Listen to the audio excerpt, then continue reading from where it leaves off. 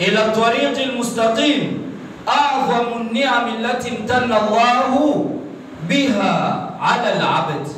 Hakika mtu kwamba ataongoka na aingie katika as-siratil mustaqim, hii ni neema katika zile neema kubwa zaidi ambazo kwamba Mola huwa yumpatia mja wake.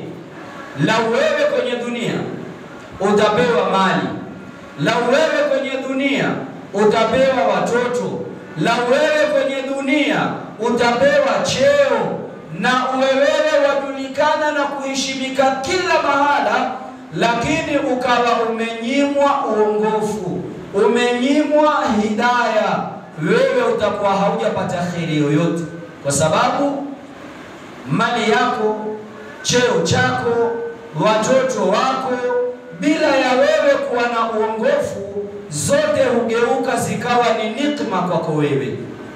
Kwa hivyo unapojikuta kwamba wewe ni Muislamu, shukuru juu ya Uislamu wako, kisha baada ya kushukuru ufanye bidii ya kuwa wewe utakuwa ni mwenye kuipata ile hidayah ambayo watakiwa uwe nayo. Angalia Mwenyezi Mungu anapoizungumza swala ndani ya Qur'ani, utapata Mwenyezi Mungu anapoizungumza swala utwambia kwamba inna salata tanha 'anil fahsha'i wal munkar. Wewe utakapokuwa waswali, ile swala yako itakupeleka kwenda kukuzuia usiyafanye mambo asiyotaka Mola Subhanahu wa Ta'ala, na hiyo ndiyo hidayah.